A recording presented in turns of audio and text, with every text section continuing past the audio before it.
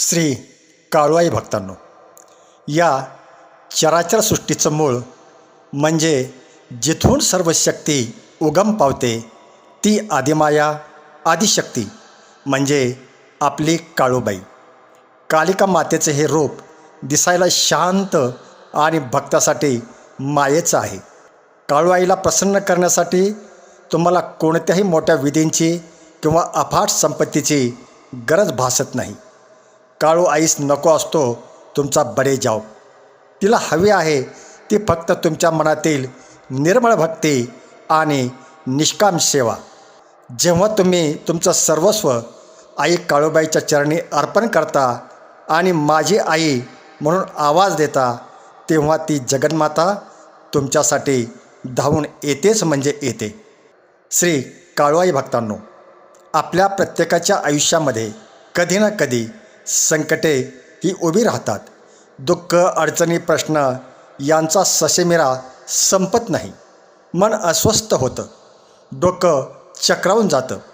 अशावेळी जोही भक्त मी जो आई काळूबाईचा मंत्र सांगत आहे त्या मंत्राचा मनोभावे श्रद्धेने आईवर पूर्ण विश्वास ठेवून जप करील, त्या भक्तावर आई काळूबाईची अखंड कृपा राहते. तुमच्या मनातील प्रत्येक इच्छा, प्रत्येक मनोकामना, प्रत्येक स्वप्न पूर्ण करण्याचं सामर्थ्य काळू आईमध्ये आहे. तुमचं दुःख कितीही मोठं असलं तरीसुद्धा आईच्या कृपेने ते दूर होईल. श्री काळूआई भक्तांनो, मांढरदेवीचा तो डोंगर जिथं गेल्यानंतर मनाला एक वेगळीच शांती लाभते. असं म्हटलं जातं की जोही भक्त गडावर जाऊन काळू आईसमोर नतमस्तक होतो आणि आपलं दुःख, संकट, अडचणी आईला सांगतो, त्याच्या आयुष्यातील दुःख, संकट, अडचणी तात्काळ दूर होण्यास सुरुवात होते. असा काळूबाईच्या लाखो भक्तांचा जिवंत अनुभव आहे. म्हणूनच वर्षातून किमान एकदा तरी प्रत्येक भक्ताने मांढरगडावर जाऊन आई काळूबाईचा आशीर्वाद हा घ्यायलाच हवा. तिथे गेल्यावर तुमचं दुःख, अडचण, संकट आईला सांगण्याची गरजही भासत नाही, कारण त्या माऊलीला आपल्या लेकरांच्या डोळ्यातील पाणी न सांगताही समजतं. श्री काळूआई भक्तांनो, जर मांढरगडावर जाणे शक्य नसेल आणि संकट हे पाठ सोडत नसतील तर तुम्ही ज्याही ठिकाणी आहात तिथूनच आईचं नामस्मरण करा, आईचा जयघोष करा.